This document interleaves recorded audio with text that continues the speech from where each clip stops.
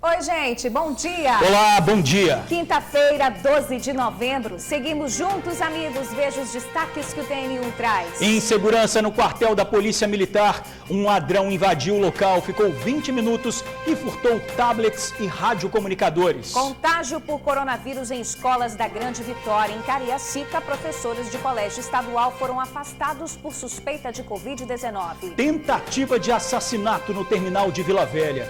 O criminoso que estava de bicicleta atirou num jovem que aguardava um ônibus logo cedo. Disparos atingiram um comércio da região. Arma de guerra apreendida em condomínio de Vila Velha. 3 pessoas foram detidas. 4 crianças fugiram de casa, mas as câmeras de rua localizaram as meninas que passeavam pela praia em Vila Velha. Elas contaram que não recebem atenção dos pais. Acidente grave na Serra. A batida entre carro, moto e carreta terminou na morte de um motorista. De olho na cena, nem a lixeira do condomínio escapou. O homem passa, analisa se compensa levar. Na dúvida, passou a mão no recipiente e deu linha. Vamos cuidar do coração, amigos. A morte súbita mata mais de 300 mil brasileiros por ano. E você sabe a maior causa? As arritmias. Bora prevenir esse mal e deixar o coração bombando de saúde. Isso aí, vem gente, o TN1 volta já já.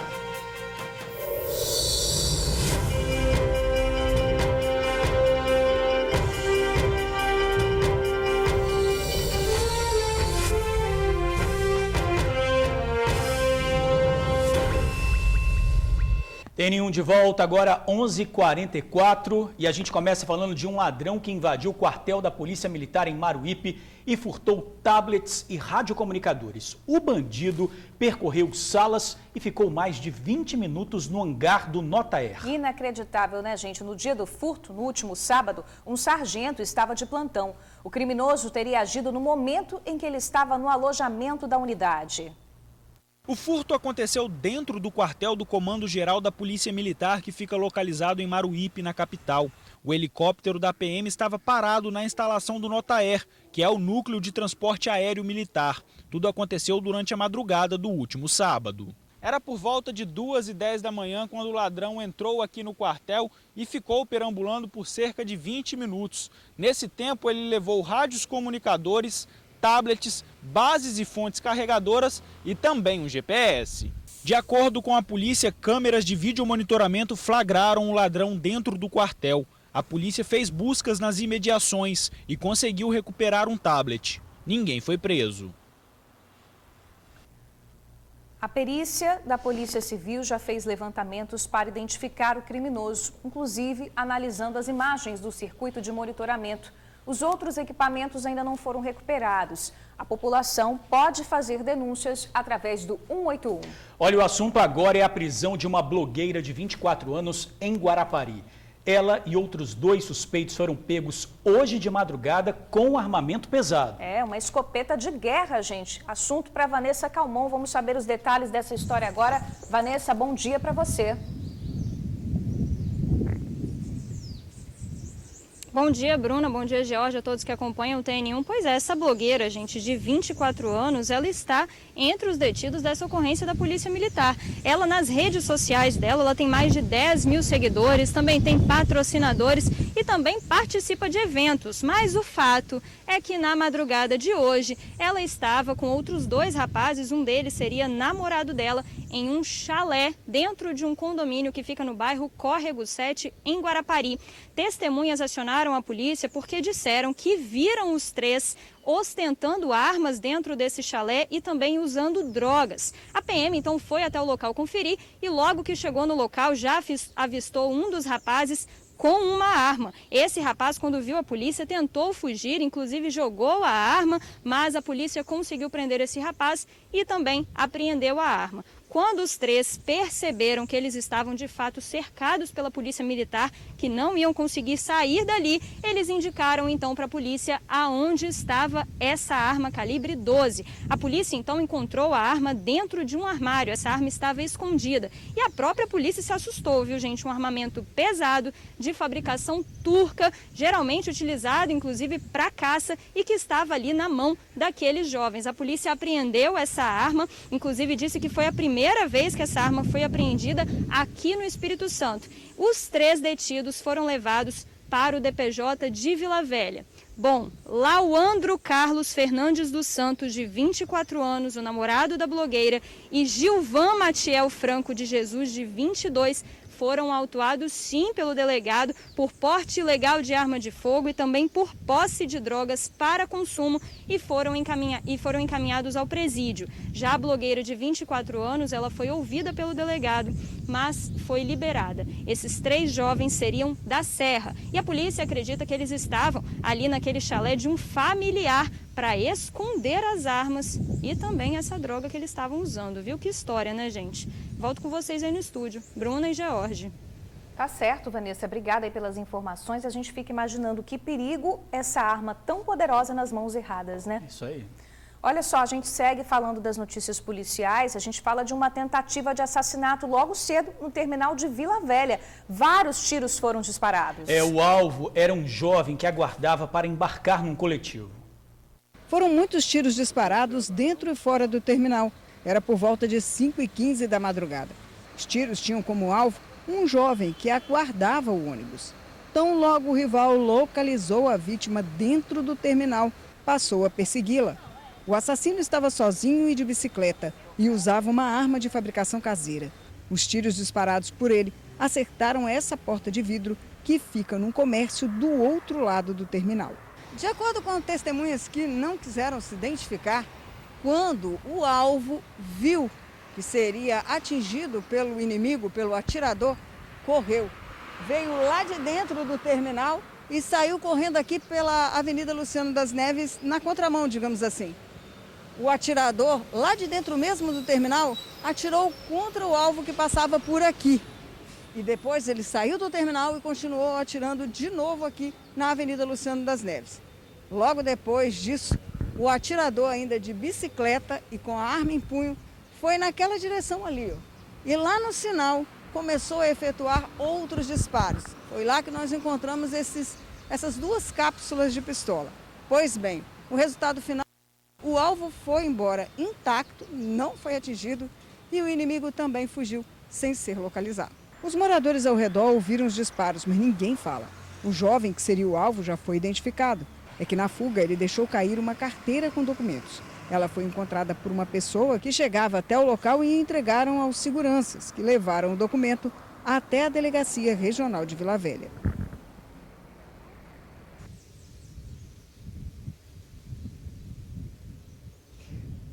Bruna, George, de acordo com as informações que eu apurei com relação a esse fato, a pessoa que teria sido o alvo aí desse atirador, esse rival, não teria passagens pela polícia. Os documentos dele ainda se encontram no DPJ, na Delegacia Regional de Vila Velha. Agora, o que mais é curioso nessa situação é que, ao falar com alguns moradores ali ao redor, além de um pouco decepcionados, eles me disseram o seguinte: esse tipo de situação é normal ali. Brigas, confusões e até mesmo tiros, de acordo com os moradores que ficam ao entorno do terminal de Vila Velha, passaram para mim que é muito comum.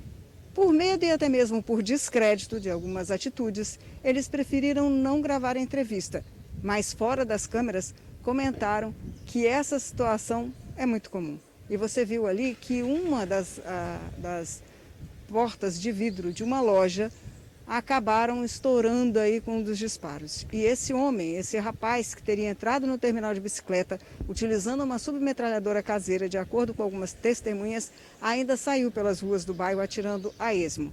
Você vê, no momento, apesar de ser por volta de 5 horas da madrugada, poderiam ter muitas pessoas ali atingidas, pessoas que estariam passando na Avenida Luciano das Neves. E fica aí uma terra, parece que sem lei, não é, meu amigo?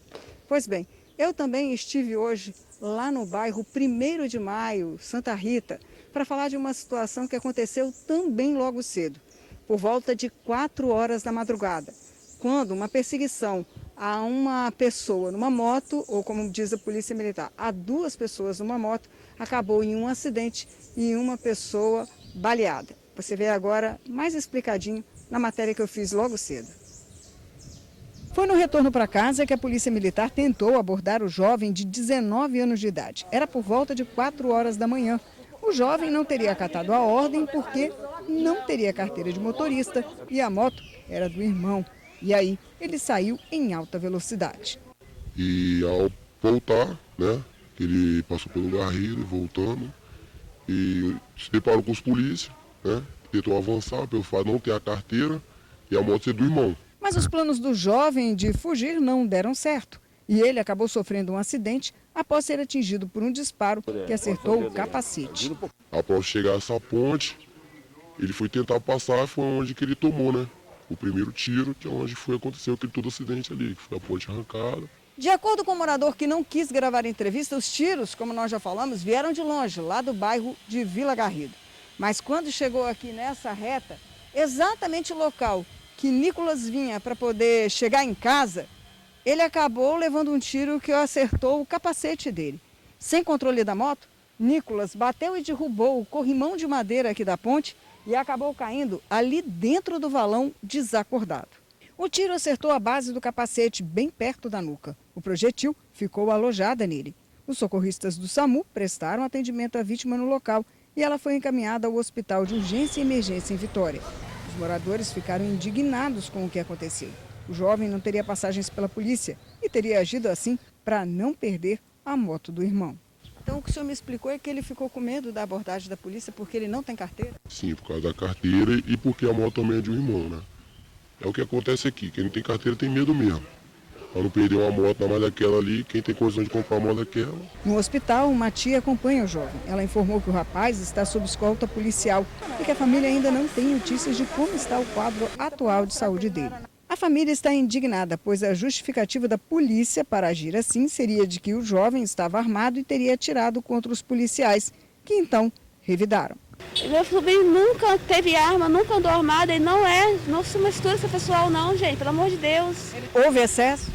Sim, com certeza. Como foi uma abordagem com tiro na cabeça, gente? Por que não atira na perna?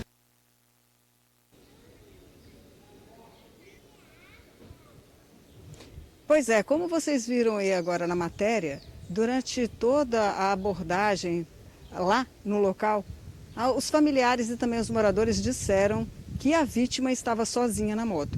Nós recebemos agora a nota da Polícia Militar que indica o seguinte, que consta a seguinte informação, que os policiais viram 2 homens numa moto em atitude suspeita ali no bairro 1º de Maio, tentaram abordar, não conseguiram, eles saíram em disparada, em alta velocidade, eles foram atrás e que o garupa da moto teria atirado contra os policiais que revidaram.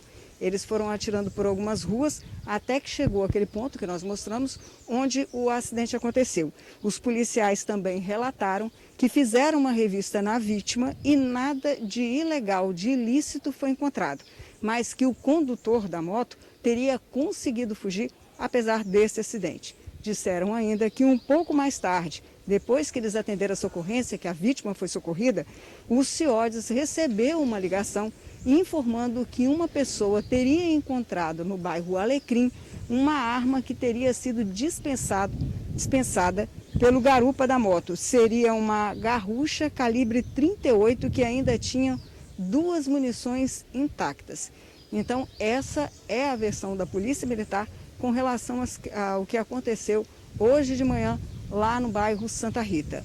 Como eu disse antes, a vítima continua internada no Hospital de Urgência e Emergência em Vitória, sob escolta policial. O caso vai ser encaminhado agora para a investigação e também para a corregedoria para avaliar a conduta dos policiais militares.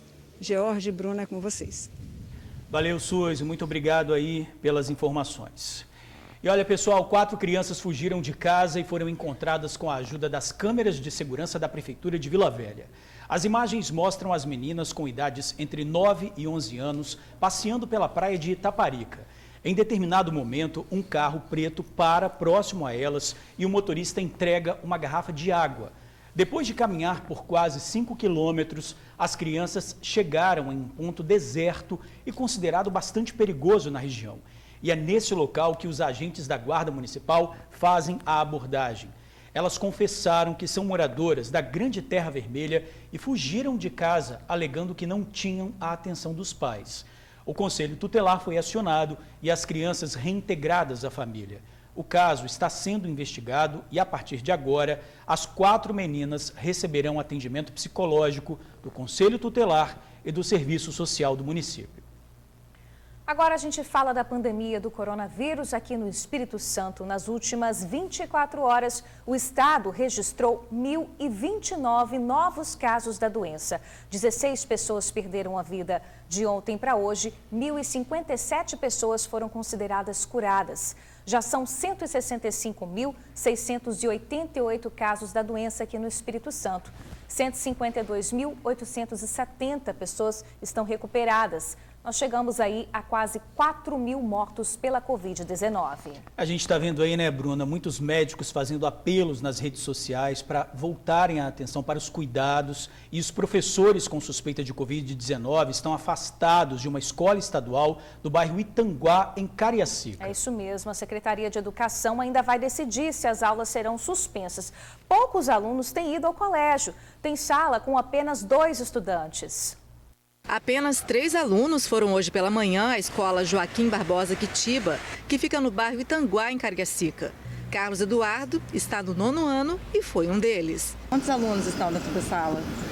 Desde quando eu estou vindo, que eu comecei a vir essa semana, só um. Então, você e outro aluno? Sim. Eu conversei com a coordenadora e com 2 professoras aqui da escola que preferiram não gravar entrevista, mas elas disseram que realmente 4 profissionais entregaram atestado e outros estão afastados devido à suspeita da Covid-19. Disse ainda que de 1.000 alunos matriculados, apenas 15 estão vindo pelo período da manhã e à tarde também apenas 15 alunos. Tem professora dando aula para apenas 2, 3 alunos. A Secretaria Estadual de Educação disse que aguarda o relatório da equipe da Vigilância Epidemiológica que esteve na escola nesta quarta-feira para decidir pela suspensão ou não das aulas presenciais. A SEDU garante que as escolas seguem com os protocolos de segurança contra a Covid e os profissionais e alunos suspeitos de estarem com o vírus são afastados por 14 dias. No início do mês, nós mostramos a preocupação de alguns pais em deixar os filhos na escola estadual Professor José Leão Nunes, em Vale Esperança, também Cariacica. Eu vou conversar com a minha esposa, né, a respeito disso e eu prefiro tirar ele, de que correr risco. Por mim não teria nem voltado, né, porque é uma coisa que não vai agregar o ano letivo, não vai recuperar, não teria nem voltado. Deixaria para começar quando tivesse tudo em melhores condições. Segundo a Secretaria Estadual de Saúde, Cariacica tem hoje quase 15 mil casos de Covid. Até o momento, são 499 mortes e 6.558 casos em investigação. A Secretaria da Educação diz que o protocolo de reabertura das escolas prevê afastamento por 14 dias do aluno ou funcionário que apresentar quadro gripal. A escola com mais de 2 casos confirmados deve passar por vistoria sanitária. A Prefeitura diz que até o momento só um colégio teve as atividades presenciais suspensas. Na Serra, as escolas municipais só voltam às aulas presenciais ano que vem, mas também faz o monitoramento das unidades de ensino. Vila Velha informou que fiscaliza as escolas e até agora não houve necessidade de suspensão das aulas. O caso da bancária que precisou passar por uma cesárea de urgência após se infectar com o novo coronavírus. Ela continua internada e a família agora pede doação de sangue para o hospital onde ela está. Thaís André Esteves, de 33 anos, estava com 8 meses de gestação e precisou ser internada às pressas na UTI no último dia 4. Ela teve complicações após ser infectada pelo coronavírus. No início dessa semana, a bancária precisou passar por uma cesárea às pressas. O bebê, de nome João Guilherme, nasceu com 1,7 kg, com a capacidade pulmonar comprometida e chegou a ser entubado. Mas agora ele se recupera bem e já respira sem a ajuda de aparelhos. O estado de saúde dele é estável. Gente, já a mãe, Thaísa, continua na UTI e a família deu início a uma campanha de doação de sangue para o hospital. A população pode procurar a Hemoclínica, que fica no Parque Moscoso, ou Hemóis, na Marechal Campos, em Maruípe. Lembrando que para ser um doador é preciso estar saudável, ter idade entre 16 e 60 anos e pesar pelo menos 50 quilos. Além disso, pessoas que tiveram Covid há pelo menos 2 meses podem doar sangue. Quem tiver com sintomas ou quem teve contato com o caso confirmado não pode doar. Agora, um assunto que tira o sono de muita gente, hein, Bruna? Verdade. A gente vai falar de quê? Negociação de dívida, né? Negociação de dívidas. Desta vez, contempla aquelas pessoas que resolveram empreender e acabaram acumulando dívidas. É hora de negociar, não é isso? Isso mesmo, negociar, reduzir juros, multas. As informações sobre esse assunto agora com o repórter Luciano Rosetti. Luciano, boa tarde para você. Exatamente, Bruna, George, amigo do TN que nos assiste agora, boa tarde para todo mundo. Essa é uma semana especial. Por que é uma semana especial? Porque para aquele que é micro e pequeno empreendedor, que está endividado, que está no vermelho por causa dessa pandemia, dessa loucura que a gente está vivendo, ele vai poder renegociar a dívida dele. Tem até um dado aqui interessante que eu vou passar para a gente agora. 74% dos empreendedores tiveram redução do faturamento. Tudo por causa dessa loucura que a gente está vivendo, essa dívida, né? Esse coronavírus que puxou o tapete de todo mundo. Mas a gente está aqui no Sebrae para falar de solução. Estou aqui com a Andréia Gama, que é analista do Sebrae, e vai explicar um pouquinho melhor para a gente sobre esse feirão, esse mutirão de renegociação de dívidas, né, Andréia? Explica para a gente como é que vai funcionar. Boa tarde. Boa tarde.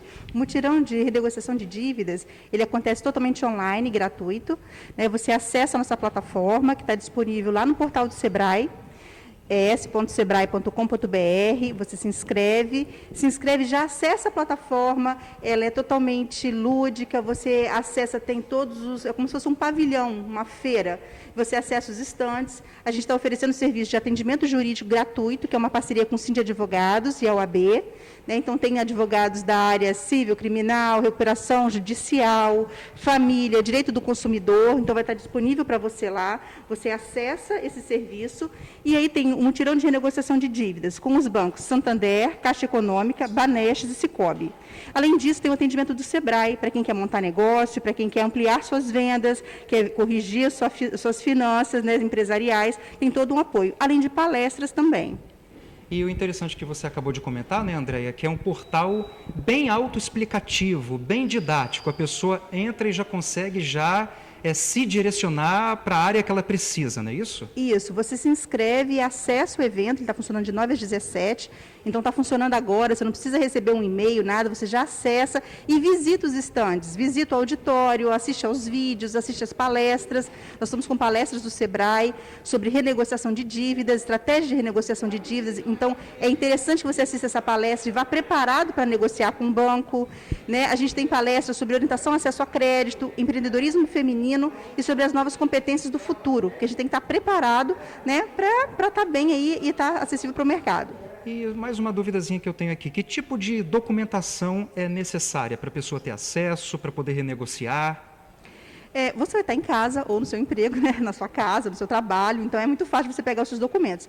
Mas você precisa ter apenas o seu telefone, seu e-mail, seu CPF, o CNPJ da sua empresa. É bom também falar e as questões da sua dívida, as informações sobre a sua dívida, né? Mas o banco acessa, né, e tem essas informações. O acesso ele é online e ao vivo. Dos bancos será pelo Zoom, então você vai acessar a plataforma e vai acessar a nossa sala no Zoom e vai conversar diretamente com o banco online, e do atendimento jurídico do Sebrae pelo WhatsApp. Né? Então as informações elas são fáceis de você acessar se precisar na hora também. Só para fechar nossa conversa aqui então, hoje e amanhã, tem que aproveitar. Hoje e amanhã, de 9 às 17 horas, então não deixe, né? Aproveite esse momento para dar uma recuperada no fôlego e seguir 2021 aí em frente, né? Com certeza, todo mundo precisa de um bom empreendedorismo, né? Feito sem dívidas, sem aperto nenhum. Obrigado, Andréia. A gente acabou de falar com a Andréia Gama, que é analista do Sebrae, viu? Bruna, George, você que é empreendedor, que está nos assistindo, está no vermelho, está com dívida, não passa aperto não. Procura o Sebrae e renegocie sua dívida, tá bom? Volto com vocês. Tá certo, Luciano. Obrigada aí pelas informações. Dica boa, né? Dormir tranquilo, né, Bruna? Verdade. Olha só, gente, em Linhares, 2 irmãos foram mortos a tiros dentro de casa. As vítimas foram identificadas como José Fernando Cardoso, de 19 anos, e Marcelo Cardoso, de 16. Segundo a Polícia Civil, os bandidos atiraram mais de 60 vezes contra os irmãos. Eles utilizaram pelo menos 3 tipos de armas, inclusive uma submetralhadora para cometer o crime. A PM foi acionada no momento em que o tiroteio acontecia, mas quando chegou, os rapazes já estavam mortos. Um terceiro jovem também ficou ferido, mas sobreviveu e foi socorrido para um hospital da região. Uma mulher estava na casa onde o crime aconteceu, contou que foi agredida pelos bandidos e por isso não soube dar detalhes do ataque. Os irmãos mortos são de Jaguaré e estavam em Linhares há 3 dias. Vamos mudar um pouquinho de assunto. Um motorista morreu e outro ficou ferido em um grave acidente na BR-101 na Serra. A batida envolveu um carro, uma moto e uma carreta. O acidente foi no mesmo trecho, onde outro condutor morreu há menos de 20 dias. Pelo vídeo é possível ver como ficou o carro de passeio após o acidente. Totalmente destruído. Nele estava apenas o motorista que não resistiu aos ferimentos e morreu no local. A colisão foi entre o carro, uma carreta e uma moto na altura do quilômetro 261, no bairro Cidade Pomar, na Serra. A Polícia Rodoviária Federal não deu detalhes sobre a dinâmica do acidente, apenas informou que o motociclista ficou bastante ferido e foi socorrido em estado grave para o Hospital de Urgência e Emergência de Vitória. Já o condutor da carreta não teve ferimentos. Por causa do socorro às vítimas, uma das pistas precisou ser interditada e o trânsito ficou um pouco complicado. O trecho do quilômetro 261 é considerado um dos mais perigosos da BR-101 em todo o Brasil. Há menos de 20 dias, um senhor de 64 anos também se envolveu em um acidente no mesmo local e acabou morrendo. O corpo do homem que morreu nesta quarta-feira foi levado ao Departamento Médico Legal de Vitória. Nós estivemos no DML para tentar a identificação dele com algum familiar, mas nenhum membro da família tinha chegado para fazer o reconhecimento. O motociclista continua internado no Hospital de Urgência e Emergência de Vitória. Nós não tivemos acesso ao estado de saúde.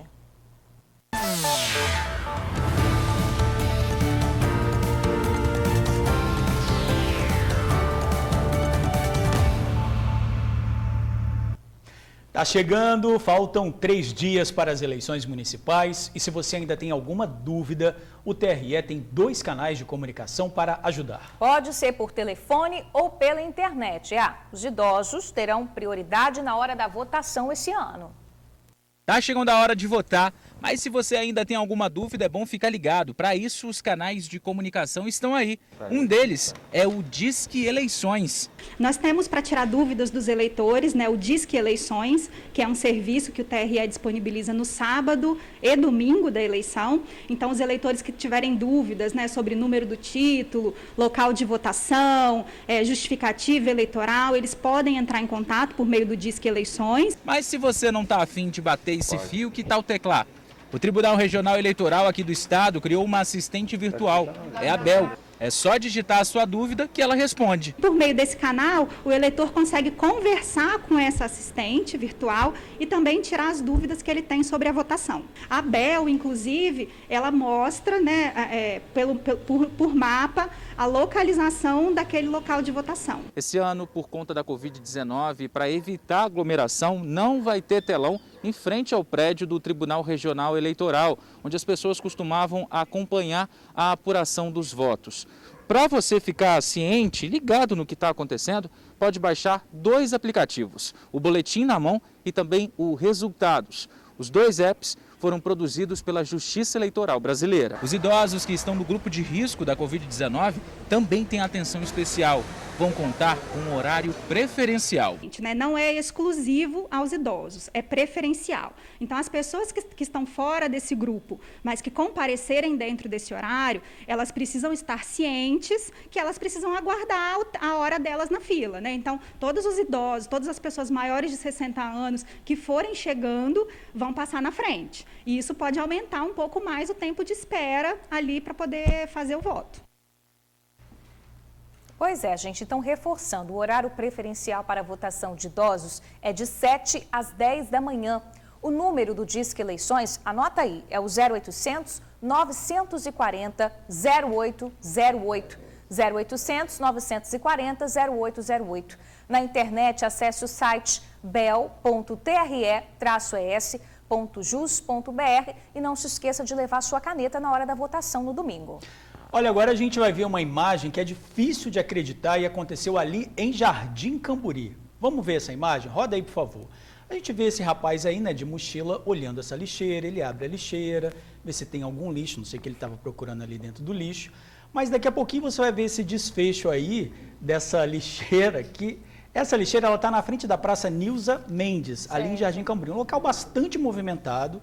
Isso foi às 5 horas da manhã, uma praça que tem várias quadras, o pessoal joga futebol, basquete, tem até um parquinho ali com várias crianças nesse horário. Ele olha ali, provavelmente para o parquinho que está movimentado, mas você acredita que ele vai jogar algum lixo nessa lixeira, Bruna? Não sei, estou na dúvida, estou achando que então, não. Olha o que ele faz, Bruna.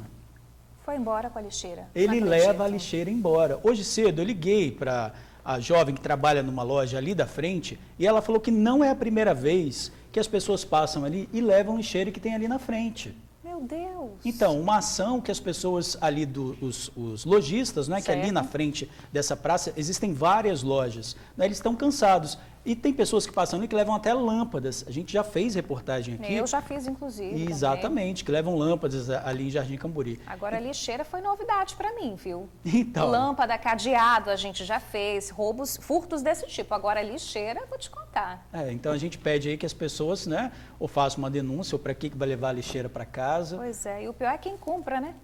Tem sempre alguém para comprar. Ou vai usar em casa também, né? As pessoas pedem tanto aí consciência e na hora de fazer uma ação dessa não tem consciência. Absurdo.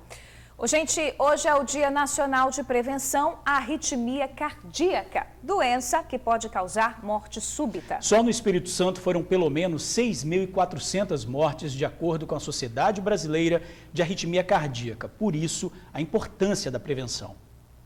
Rogério trabalha como guia de turismo e estava numa viagem na Bahia a serviço quando sentiu uma coisa estranha no coração. Eu estava em serviço em Salvador, eu passei mal, uma sensação de mal-estar e palpitação muito forte.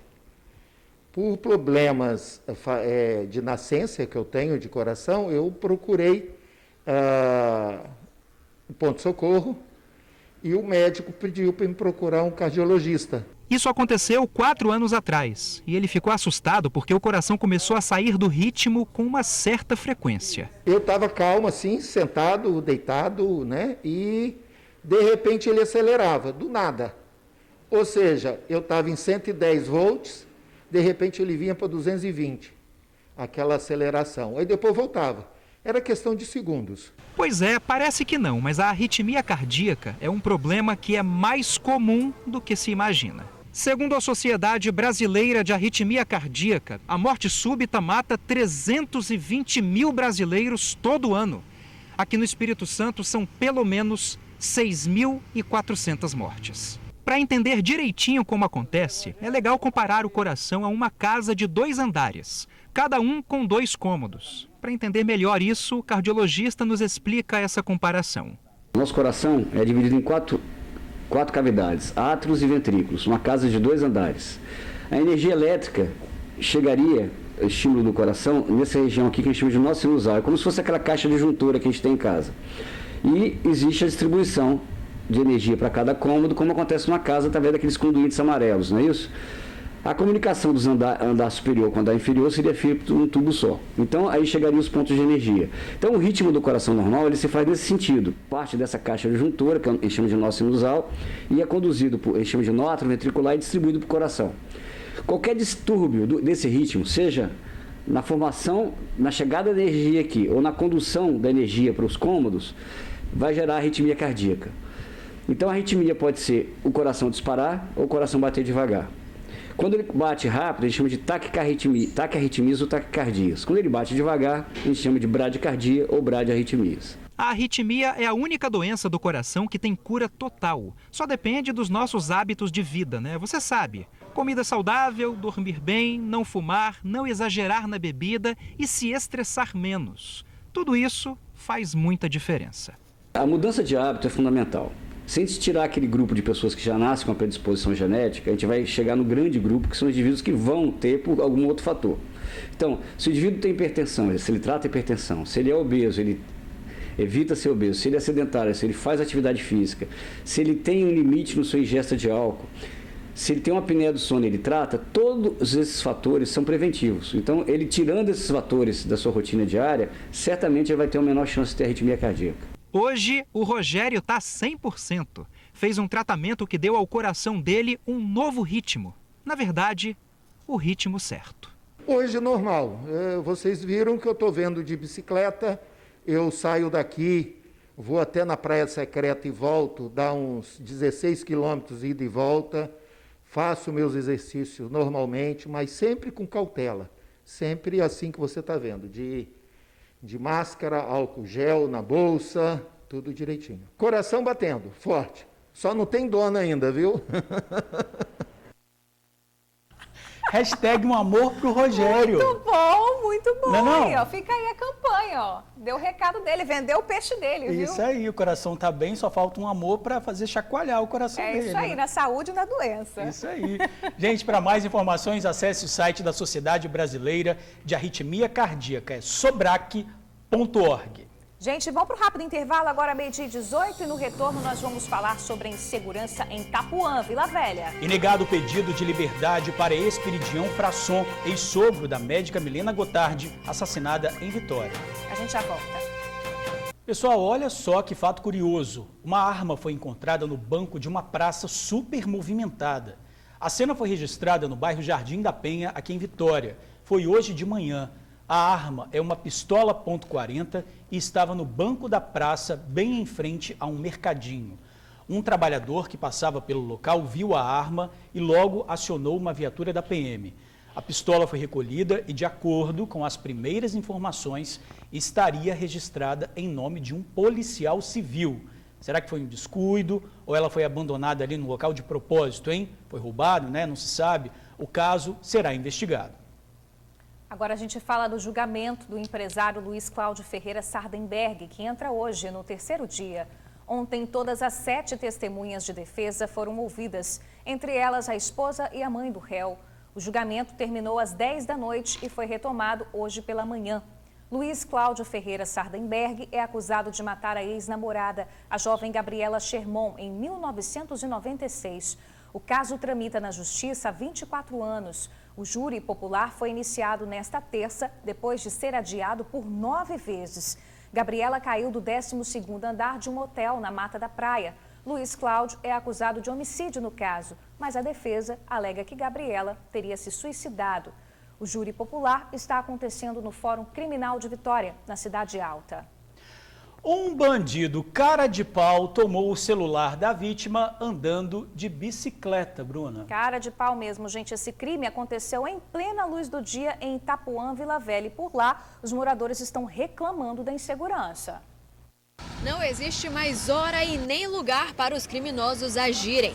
Em plena luz do dia, essa mulher foi assaltada e teve o celular levado.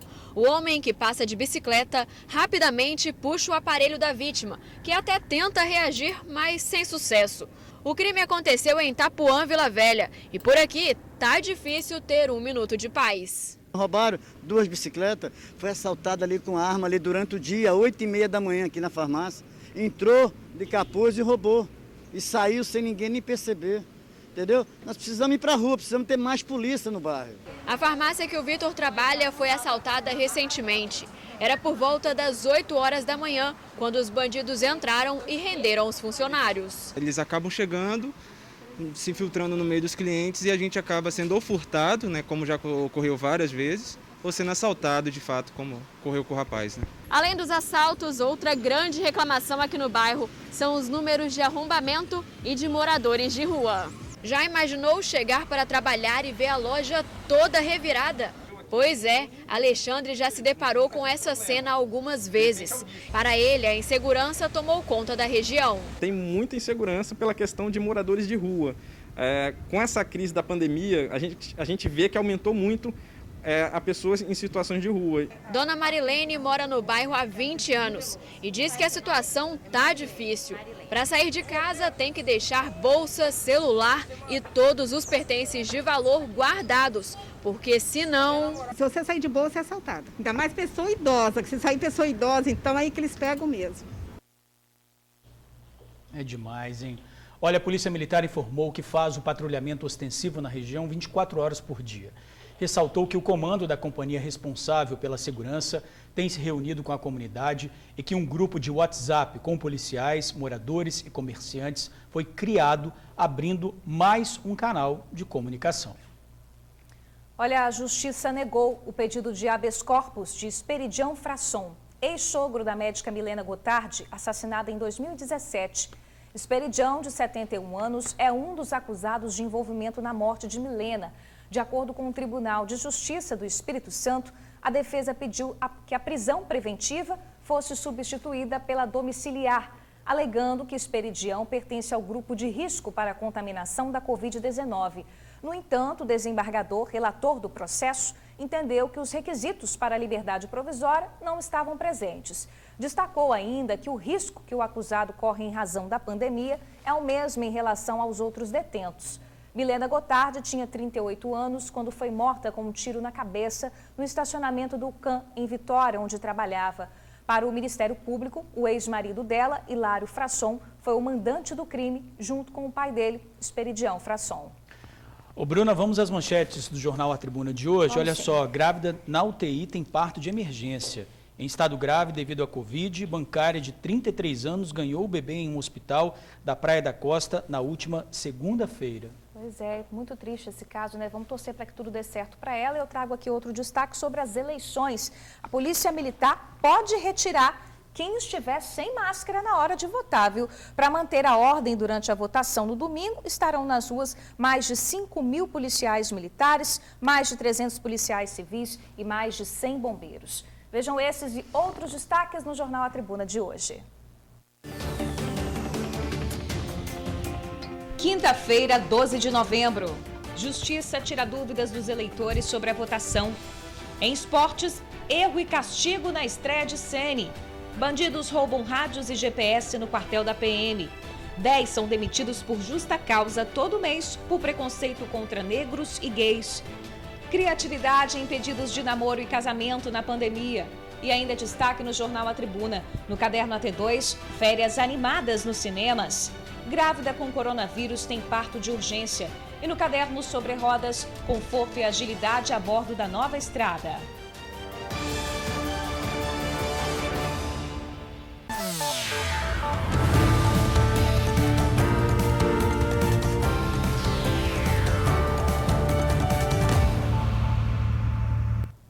Voltamos a falar de eleições e agora vamos ver a agenda dos candidatos para a Prefeitura de Vitória. Gandini do Cidadania. À tarde, reunião com a equipe de campanha e à noite, encontro com lideranças comunitárias e religiosas.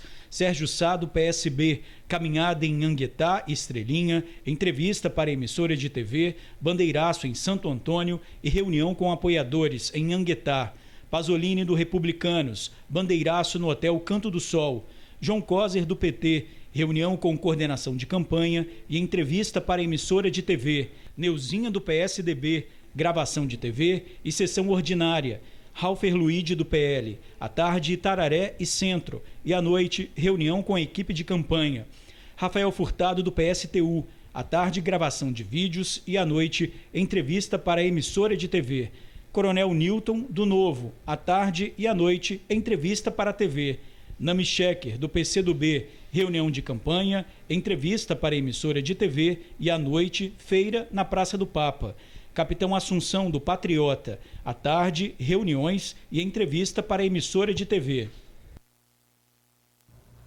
Bom, Mazinho, do PSD, à tarde, tem reunião da Comissão de Constituição e Justiça, reunião da Comissão de Obras e Serviço, sessão ordinária e entrevista. Gilbertinho Campos, do PSOL, à noite, entrevista em emissora de TV e caminhada em Jardim Camburi. Heron Domingos, do PRTB, não encaminhou a agenda. Olha, agora, já bem próximo, domingo, né, no dia da votação, as sessões vão abrir, lembrando, às 7 da manhã. Quem tem dúvida do local, há uma simples maneira de saber. Baixe no seu celular o e-Título, disponível para Android e iOS. Além de saber o seu local, você também tem a opção de pesquisar o local de votação de algum familiar ou amigo, colocando documento, data de nascimento e também o nome da mãe.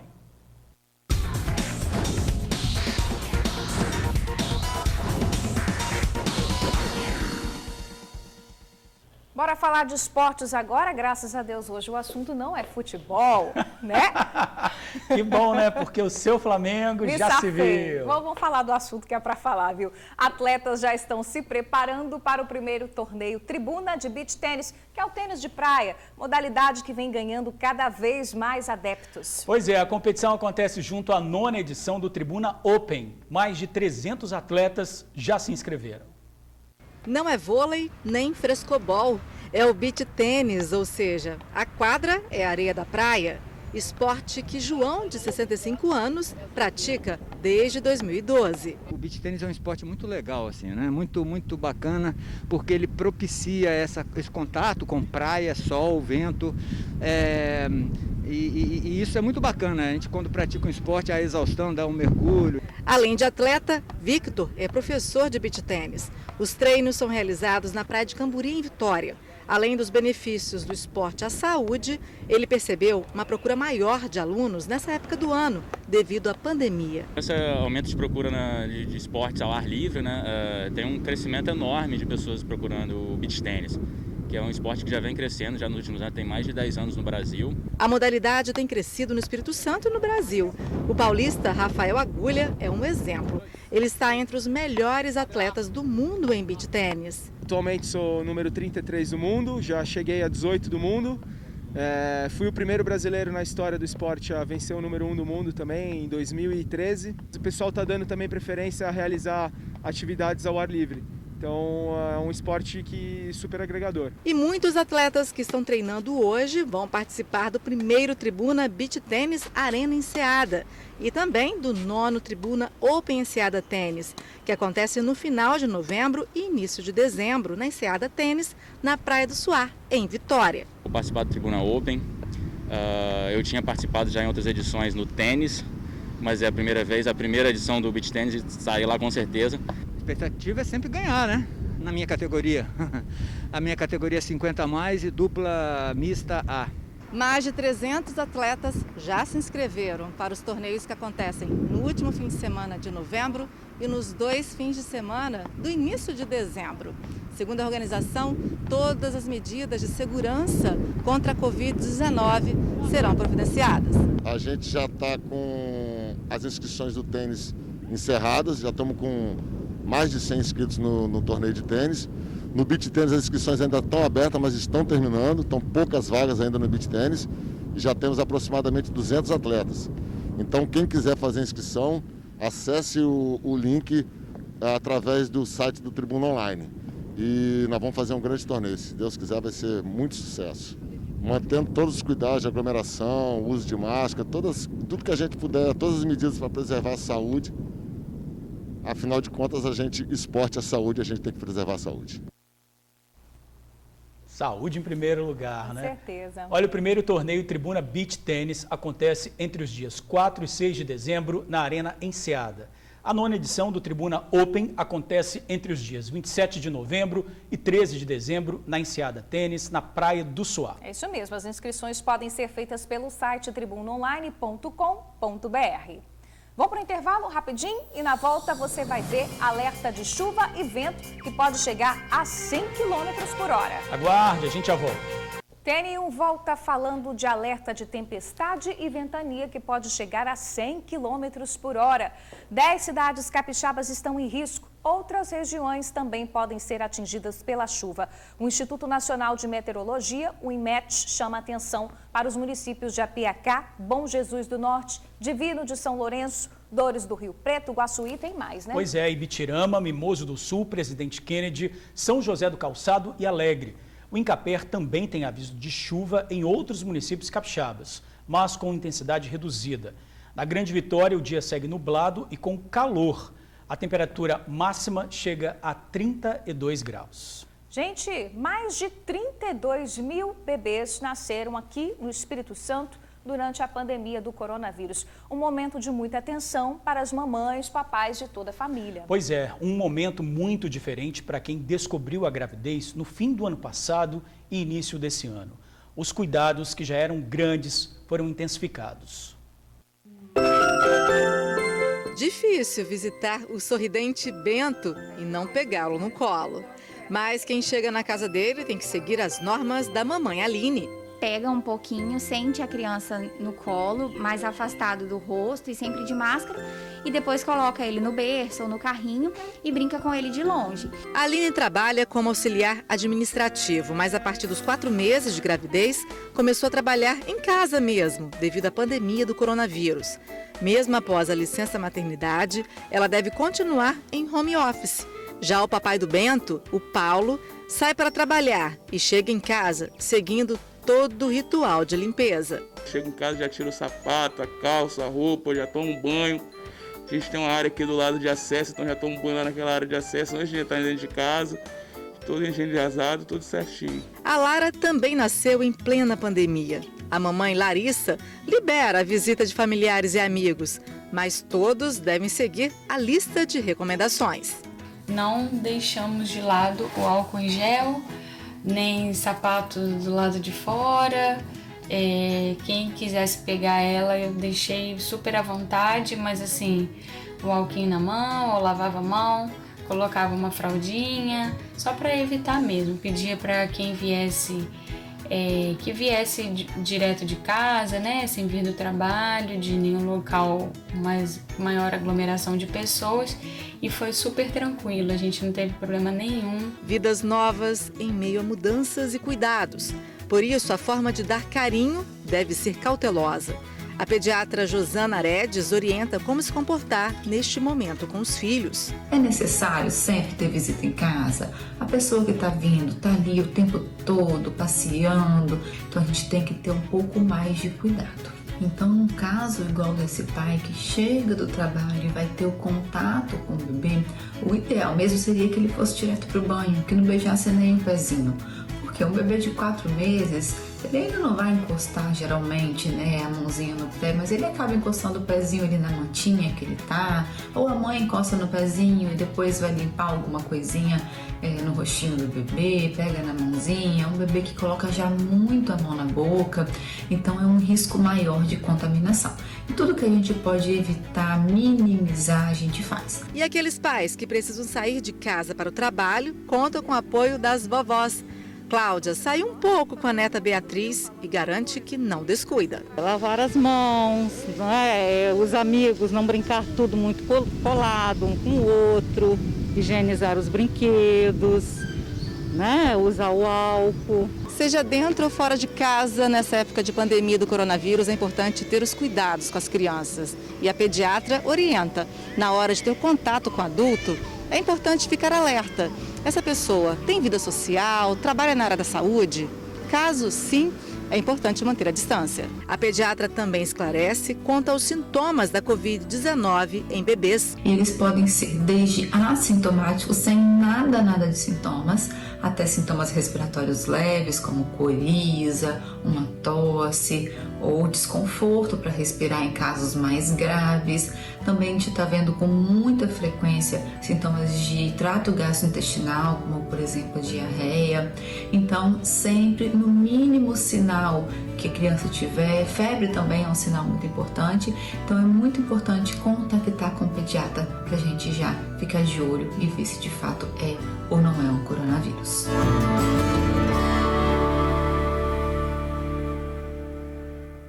Cuidado, aí, né? Todo cuidado é pouco, é com esse sorriso lindo desse bebê fofíssimo que a gente termina o jornal hoje. Olha ali que coisa linda, boa tarde para você, gente. A gente está te esperando aqui no mesmo horário amanhã. Valeu, gente. Obrigado pela companhia de sempre. Até amanhã. Tchau.